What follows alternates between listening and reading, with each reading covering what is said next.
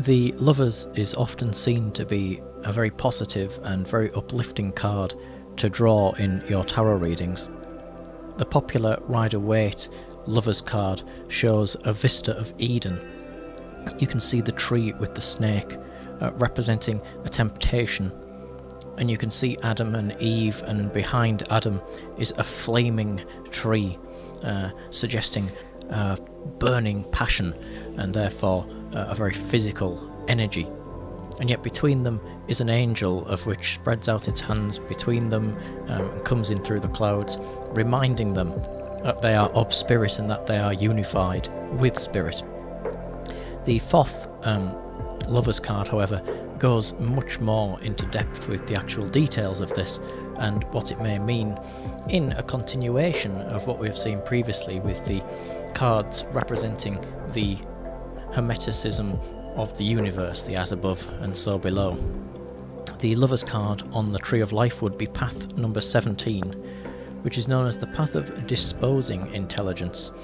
This is a rather hard to understand path, and it speaks about people being clothed within the Holy Spirit, and so Spirit is protecting them and clothing them, almost shielding them, which reminds me of an old translation in Genesis of God creating coats of skin for Adam and Eve, suggesting that they were pure souls and pure spirits before our bodies, these coats of skin, were created for them. At the bottom of the card we have a look yet again at our Hebrew character, and this time it is the character of Zagin, which can be translated to mean the word sword. A sword can imply in alchemy a division between things. It can be a point where something is split into two forms of itself, so in other words, a splitting from a whole into an aspect of duality. And so, unlike the previous card, the Hierophant, which was all about bringing energy together into a unity, here we have the energy split into its duality, and so it really is that the bodies have been granted this aforementioned coat of skin in order to incarnate into the physical world. The other side of the bottom of the card shows the astrological sign, and here we have Gemini. Gemini, of course, being, as we have just been suggesting, the twins, implying a duality yet again. And also in terms of divination with the Lovers card, it can imply a choice which may need to be made, and so the twins can be two sets of paths and only one of them should be chosen by you to continue upon your journey through life. The character in the middle of the Lovers card, in between the two characters, is said to be the character in the story of the Tarot of the Hermit. Now, the Hermit has his own card, of course, much later on in the deck, which we will come to, and he is a very mysterious card, connected with the creative power of the entire universe and all manner of fertility and mystery and of magic. And here in the Lovers card you can see that the Hermit has wrapped around his arms a scroll, and this scroll appears to be moving in a continuum, so you can't tell where it begins and where it ends. This scroll suggests that he is holding within him the knowledge, the wisdom and intelligence of many different realms of existence, and so he is basically holding within his hands the knowledge of creation. This relates him back to the Magus card at the beginning of the tarot story, and also simply suggests the multiple layered reality of which we live in. His hands are forming a symbol which is known as the sign of the Enterer. Now, the sign of the Enterer is used in ceremonial magic, and it is a form of which mimics one reaching out for something. In this case, reaching out to the intelligence of the universe so that we may bring it in and learn from it. This is, of course, in rituals of Thelema, which is Aleister Crowley's belief system, of which these cards are taken from.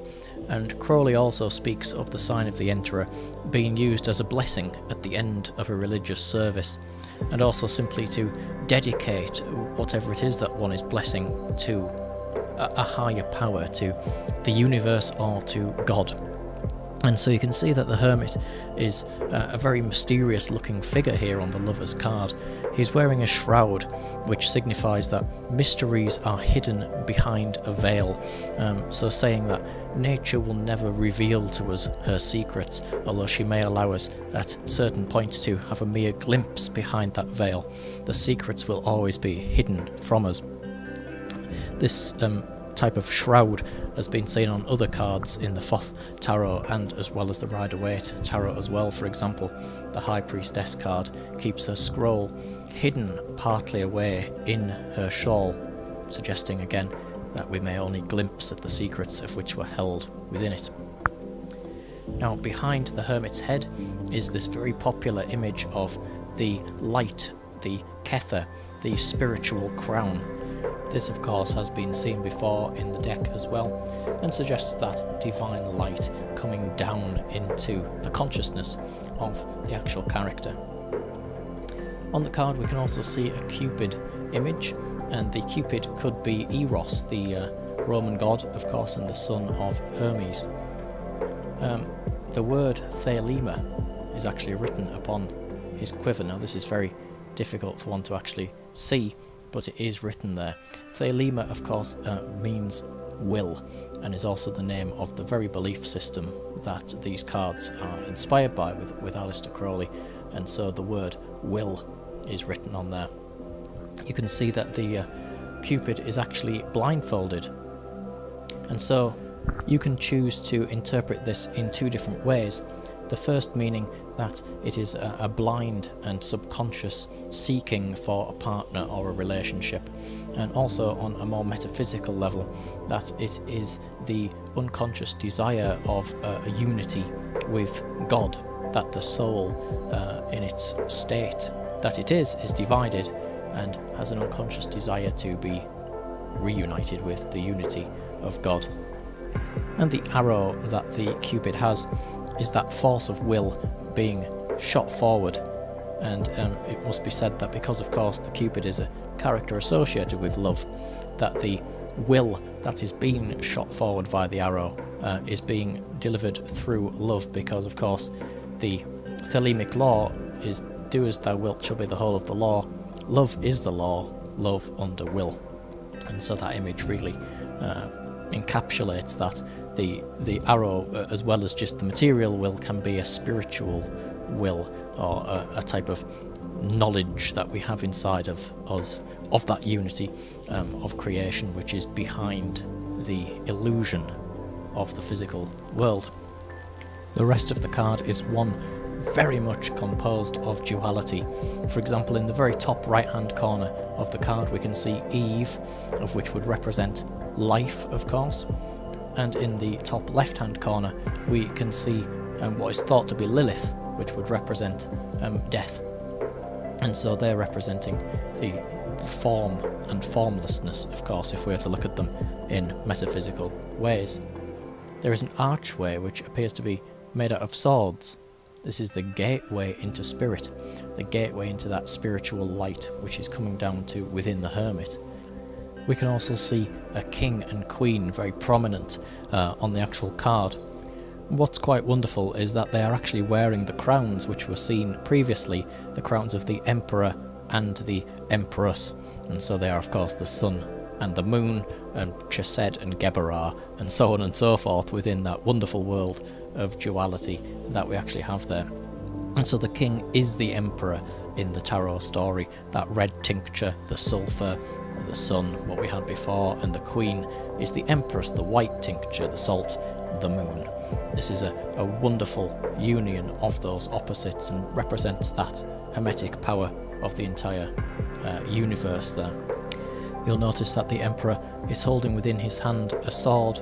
This is the phallic symbol, and the empress is holding within her hand the Holy Grail, the chalice, which represents the womb, and there is also a dove on the chalice, suggesting that what is born from this chalice is comprised at its highest state of love.